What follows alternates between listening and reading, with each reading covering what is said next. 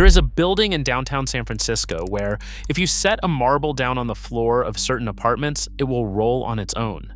Not because the floor was built wrong, but because the entire building is tilting. The Millennium Tower at 301 Mission Street is 645 feet tall, 58 stories, and home to 419 luxury condominiums that once sold for as much as $10 million each. It opened in 2009 as the most prestigious residential address in the city. And almost from the moment it opened, it began sinking into the ground beneath it and leaning slowly and relentlessly toward the northwest. As of the most recent monitoring data, the top of the tower leans about 29 inches off true. A $120 million engineering rescue was supposed to stop the sinking and pull the building back towards straight. The sinking, by the engineer's own account, has finally been arrested, but the tilt that the same engineers predicted they would correct by 4 inches has so far come back by about 1 inch. This is the story of how the most expensive residential tower San Francisco had ever built became the city's most expensive engineering embarrassment.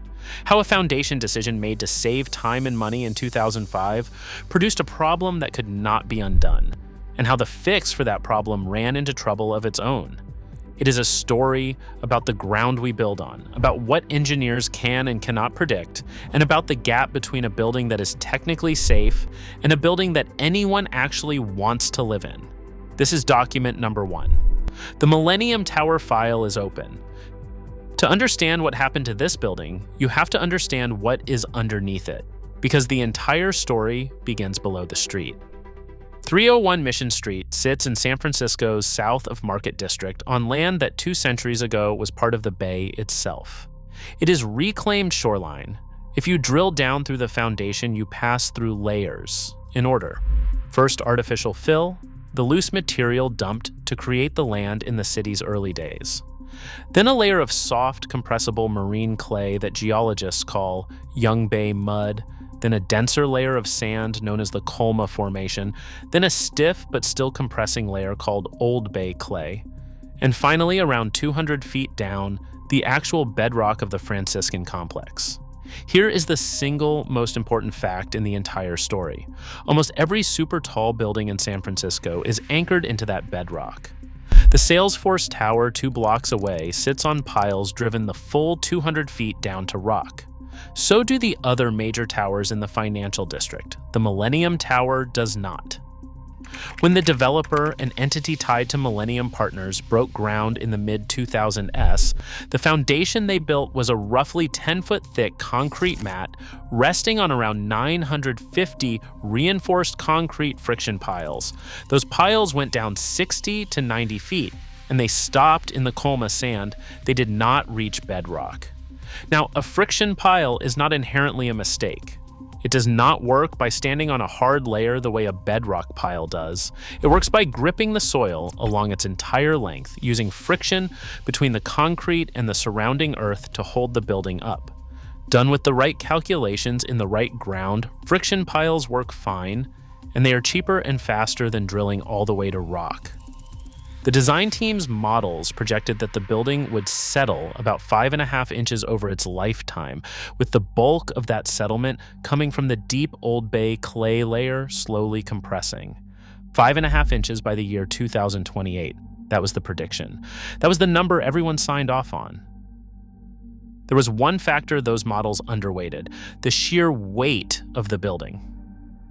The Millennium Tower was built primarily of reinforced concrete rather than the lighter steel framing that most San Francisco high-rises use. Concrete is heavier. According to the engineering accounts, the finished tower imposed something on the order of 11,000 pounds per square foot on its foundation, roughly 100 times the pressure a typical single-story house places on the ground. That enormous load sat on friction piles, which sat in sand, which sat on top of a still compressing clay layer, which sat on reclaimed bay mud. And the heavier the load on that clay, the faster it would squeeze, like water being pressed out of a sponge. I want to pause here because I think the foundation decision is where the moral weight of this story actually sits, and I want to know what you think about it before we go any further. The engineers who chose friction piles were not incompetent. Under the assumptions available in 2005, the choice was defensible. Going to bedrock would have been slower and more expensive, and nobody likes to pay for a margin of safety they have been told they do not need. So here is my honest question for you, and I genuinely want your answer in the comments as we go. When a building like this fails, is that a failure of the engineers who ran the numbers, a failure of the developer who wanted it built cheaper and faster, or a failure of a system that lets people build 645-foot towers on reclaimed mud without requiring them to reach bedrock? Hold your answer. I'm going to come back to it.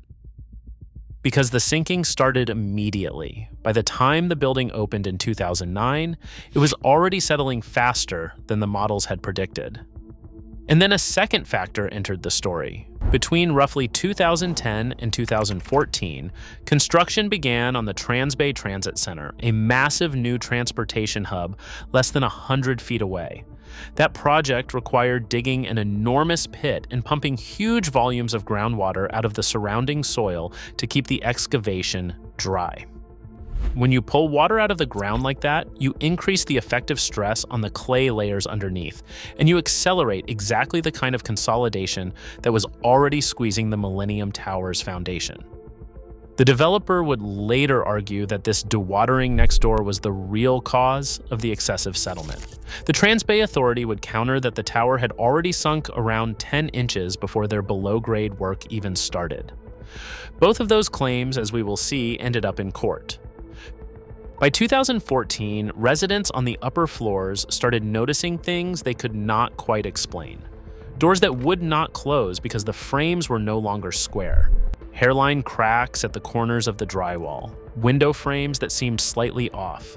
Vertical lines inside the apartments, the edges of door frames, window mullions, the lines of cabinetry that no longer matched the verticals of the city outside the glass. Some residents reported the building creaking during temperature swings. Down in the parking levels in the basement, walls showed their own fractures, and at least one couple described finding water that appeared to be seeping through the concrete and chunks of wall that had crumbled away in a building that was at that point only about 7 years old. And on the 6th floor, an attorney and homeowner named Jerry Dodson, who had become one of the central figures in the entire saga, started paying very close attention. Dodson is the man who would later become famous for a single demonstration, setting a marble down on the floor of his unit and filming it roll, on its own, toward the northwest, toward Fremont Street.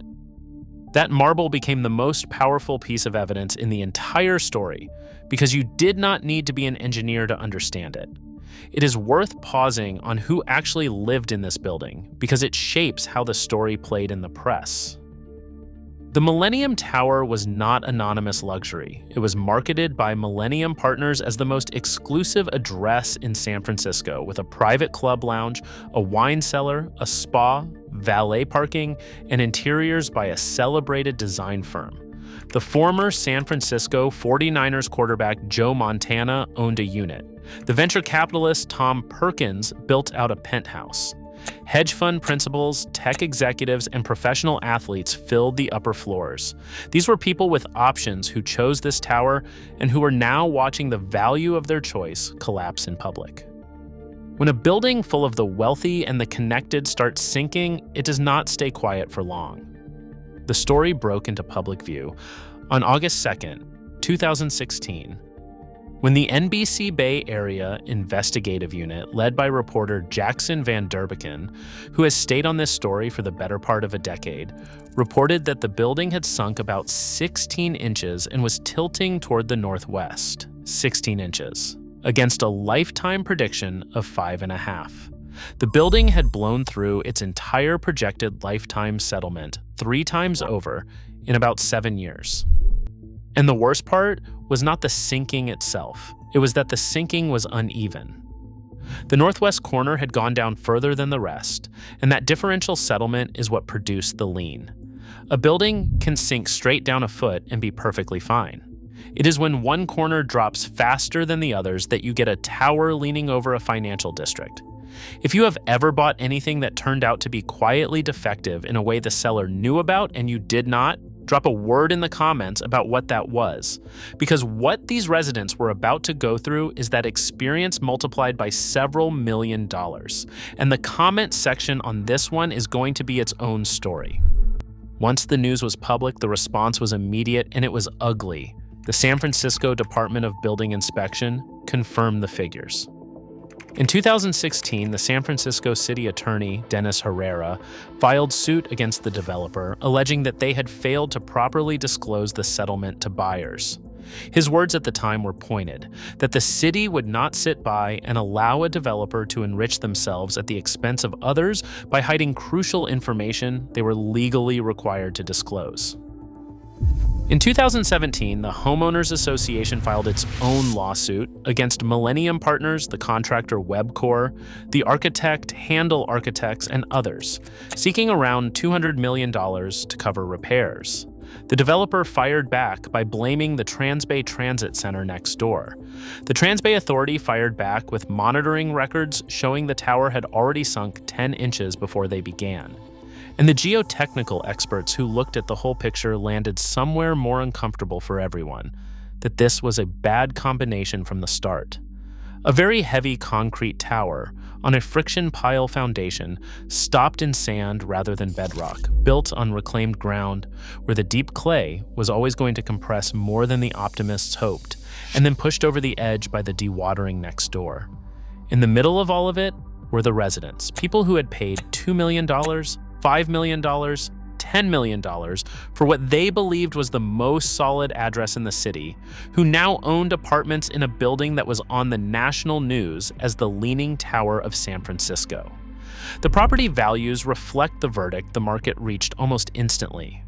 We will come back to those numbers because they are brutal, but first I want to walk through the city's safety question because it matters and because it is the part most people get wrong.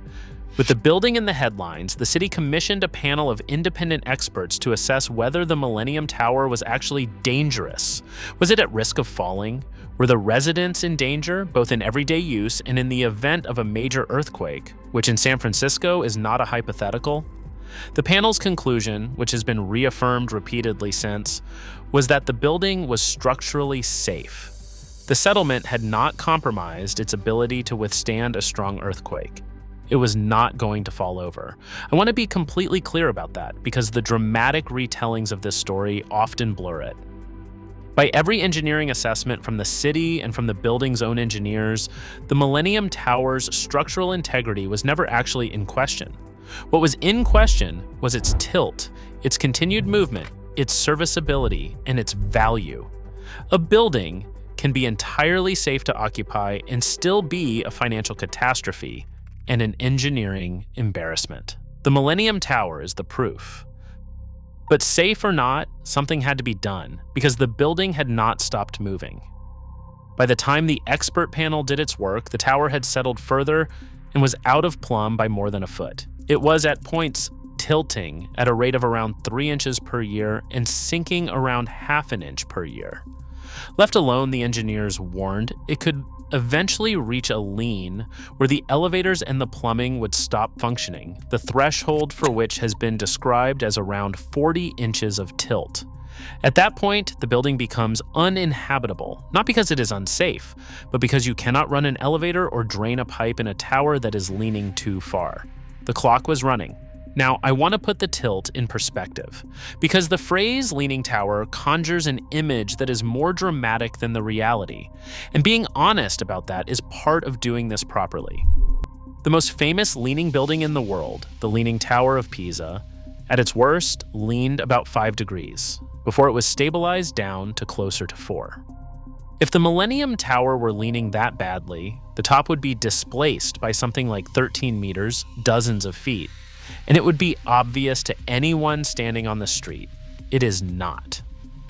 The Millennium Tower's lean is currently less than 1/5 of a degree. You cannot see it with the naked eye. The 29 inches of displacement at the top sounds enormous. And inside the building, it absolutely matters, but on a 645-foot tower, it is a small angle. This is the paradox that runs through the entire story. The building is simultaneously a dramatic engineering failure and a structure that, to a person walking past it on Mission Street looks completely normal.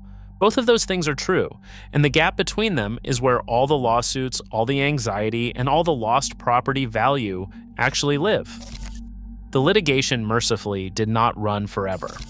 After years of complex legal warfare involving 9 separate lawsuits and around 400 individual parties, a comprehensive settlement was reached through private mediation in 2019.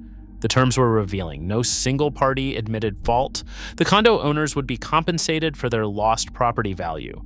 The public, through the Trans-Bay Joint Powers Authority, contributed around $30 million of taxpayer money to the settlement, while continuing to deny that the transit center had caused the damage, on the logic that fighting the lawsuits for years would have cost more. The total size of the settlement was kept confidential and is understood to be substantially larger than that public share. And most importantly, the settlement money would fund a fix. The building would be repaired. And this is where the story turns into something closer to engineering science fiction, because fixing a 645-foot occupied skyscraper that is sinking into reclaimed mud is one of the hardest problems in the discipline. If you have made it this far into the file, you are exactly the kind of person these files are made for, because what comes next is the part the headlines never had the patience to explain properly. And I want to know whether the fix, as I lay it out, strikes you as brilliant engineering or as a gamble. Tell me in the comments which one you think it is, because the experts themselves did not agree. The man hired to design the fix was Ronald Hamburger, a senior principal at the firm Simpson, Gumpertz and Hager, and one of the most respected forensic structural engineers in the United States. After September 11, 2001, Hamburger led the structural investigation into the collapse of the World Trade Center towers. If anyone was qualified to save the Millennium Tower, it was him. And his original plan, developed by 2019, was logical. The problem was that the building's weight was resting on friction piles that were sinking into clay. The solution was to give part of the building new support that did reach bedrock.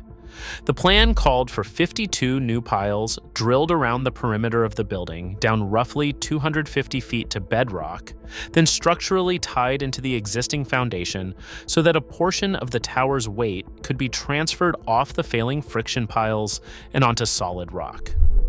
The goal was not only to stop the sinking, but to recover some of the tilt by unloading the heavy northwest corner and letting the building slowly settle back towards straight.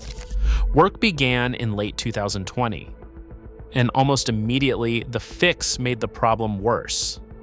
This is the part of the story that I think is genuinely important and that the celebratory accounts skip.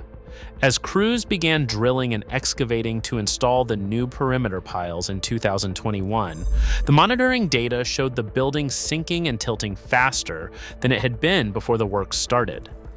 The very act of drilling through the Old Bay clay and the vibration and soil disturbance that came with it was accelerating the consolidation that the project was supposed to stop. The tower leaned nearly 3 more inches to the west during this period. Investigators later found that crews had, at one point, left a gap of 1 to 4 days between excavating soil for a pile and injecting the grout meant to stabilize the hole, a delay that went against protocol and that an expert review suggested could help explain the rapid settlement during installation. In August 2021, with the building moving the wrong way, the city ordered the work paused. I want you to sit with the situation the engineers were now in. They had been hired to fix a sinking, leaning building. Their fix had made it sink and lean faster, and the entire project was under a national microscope, made even more intense because just 2 months earlier, in June 2021, the Champlain Towers South Condominium in Surfside, Florida, had collapsed without warning, killing nearly 100 people. I want to be careful here because the Surfside collapse and the Millennium Tower are completely different failures with completely different causes, and nobody has suggested the Millennium Tower is at risk of a Surfside-style collapse. But the timing meant that every regulator, every resident, and every reporter was watching the San Francisco fix with a new and unforgiving intensity. The engineers went back to the drawings, and the redesign they produced was radically smaller. Instead of 52 piles around the full perimeter, the revised plan used just 18 piles, already partly installed, concentrated on only two sides of the building, 12 along Fremont Street and 6 along Mission Street, the two faces toward which the tower was leaning. Fewer piles meant less drilling, less soil disturbance, and less risk of making the lean worse during construction. The piles would go down around 250 feet to bedrock, and a new collar would tie them into the existing concrete mat. The city signed off on the scaled-back plan in 2022. The engineers argued the 18 piles would accomplish the core objective, arresting the sinking and recovering a portion of the tilt over time. Outside experts questioned the computer models behind that claim, but the work proceeded. The load transfer, the actual process of shifting around 18 million pounds of the building's weight onto the new bedrock piles, was carried out in stages through 2023. And here, the news was genuinely good, at least on the primary objective. By mid-2023, the engineers reported that the settlement had been arrested. The building had, in their words, even risen slightly out of the ground. After 15 years of sinking, the sinking had stopped. On the thing it most needed to do, the fix worked. The tilt was a different story. Now here is where I have to ask you to keep me honest, and where the careful version of this story diverges sharply from the triumphant one. The engineers' own advanced computer model, the simulation they used to justify the fix and reassure the city and the residents, had forecast that the building would recover as much as 4 inches of its tilt within the first 6 months after the load transfer. That was the prediction. In the first 9 days, the tower recovered about 3/4 of an inch, and the engineers and the homeowners association celebrated. NBC Bay Area reported the early success. The Retrofit later won a Project of the Year award from a National Structural Engineers Association. But then over the following 2 months, the tilt recovery stalled. And in the time since, the building has recovered only about 1 inch of tilt in total. 1 inch against a predicted 4, 25% of the forecast. The lead engineer's response to this gap was telling. He characterized the tilt recovery as a secondary benefit and said the primary objective had always been to stop the settlement, which it did. That is a defensible position. The building is no longer sinking, and that is a real achievement, but it is also a quiet redefinition of success. The fix was sold in part on its ability to pull the building back towards straight. It has pulled it back about an inch. The tower still leans roughly 29 inches at the northwest corner. A foundation engineer named Harry Poulos, reviewing the data, put it plainly. The building had stalled from the designer's viewpoint, which was their primary objective. But their objective of correcting the tilt to a significant extent had, in his words, not been met. And then came the part that nobody designing the fix appears to have anticipated. As the monitoring continued into 2024, NBC Bay Area's reporting surfaced a new concern: that the center of the building's mat foundation, the part between the original friction piles that is no longer being asked to do the same work now that the perimeter is partly supported on bedrock, appeared to be settling in a different pattern than the edges. The mechanism is still being studied, and I want to be precise that this is an emerging concern, not a confirmed structural failure. The leading hypothesis raised by longtime critics of the fix is that by strengthening only 2 sides of the building and anchoring the perimeter to bedrock, the load paths shifted in a way that lets the unsupported middle of the foundation keep compressing into the old bay clay underneath. In plain language, the edges are now being held, and the middle may be dishing. After all of it, the tower may no longer be simply tilting. It may be starting to bend. I personally think that possibility, if it bears out, is the most haunting detail in the entire file, because it would mean that the fix did not just underdeliver on the tilt. It would mean the fix changed the shape of the problem. And I want to be fair, the building remains, by every official assessment, safe and occupied, and the engineers maintain the settlement has been arrested. The dishing question is something monitoring will answer over years, not something anyone has declared a crisis. But it is exactly the kind of unintended consequence that has defined this building from the day the first marble rolled. Now let me tell you what all of this has cost, because the money is its own story. The fix was originally budgeted at $100 million. With the pause, the redesign, and the overruns, the actual cost came to around $120 million on a building that originally cost around $350 million to build. And in 2023, the residents got a bill they did not expect. Out of an estimated $20 million in cost overruns on the retrofit, the homeowners were assessed around $6.8 million, charged at roughly $10 per square foot of condo space, due that October. People who had already watched the value of their homes collapse, who had already lived through years of news coverage and construction, were now being asked to personally write checks to cover the overruns on a fix for a problem they did not create. And the property values tell the verdict the market reached. The Millennium Tower was once so desirable that owners resold units for 2 and 3 times what they paid, with a penthouse reportedly trading for nearly $10 million. After 2016, the prices crashed, by some accounts, 30 to 50%. $5 million units traded for $2 to $3 million. Smaller units lost nearly half their value. And even after the fix was declared substantially complete, the discount did not close, because buyers know exactly what they are buying. A 60th floor unit that had once asked around $14 million reportedly sold after the fix for around $9 million. The repair stopped the sinking. It did not repair the reputation, and in real estate, reputation is priced in dollars. So let me bring this back to the question I asked you near the beginning, the one I asked you to hold. When this building failed, whose failure was it? Because now you have the whole picture. You have the engineers who chose friction piles under the assumptions of 2005, a choice that was defensible on paper and catastrophic in practice. You have the developer who wanted a tall building built on a competitive budget and schedule, and who, the city alleged, did not adequately disclose the settlement to buyers. You have the dewatering next door that accelerated a problem that was already underway. You have a regulatory system that allowed a 645-foot concrete tower to be built on reclaimed bay mud without requiring its foundation to reach bedrock the way the towers around it did. And you have a fix, designed by one of the best forensic engineers in the country, that stopped the sinking but recovered only a quarter of the tilt it promised, and may have introduced a new problem in the middle of the foundation. I genuinely want to know where you land now that you have all of it. Was this a failure of individuals or a failure of a system?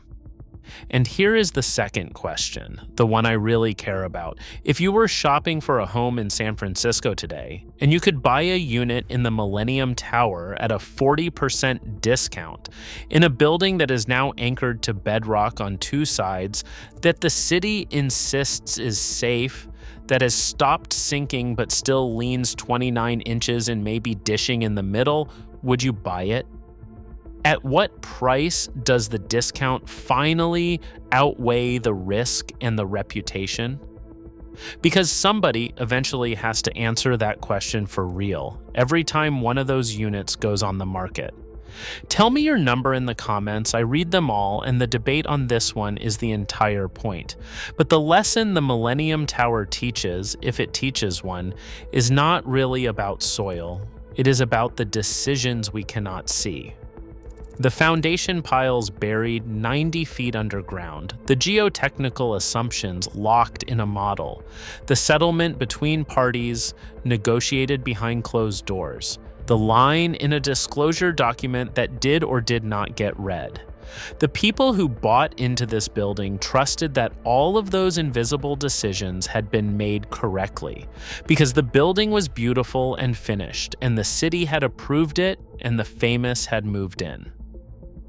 The entire disaster is a lesson in how much of modern life rests on things we never see and have no way to check, and on trusting that the people who made those decisions made them for the right reasons. Sometimes they did, sometimes the ground tells you, one rolling marble at a time, that they did not. This is document number 1. This is the full file, and Jerry Dodson's marble, as far as the public record shows, still rolls.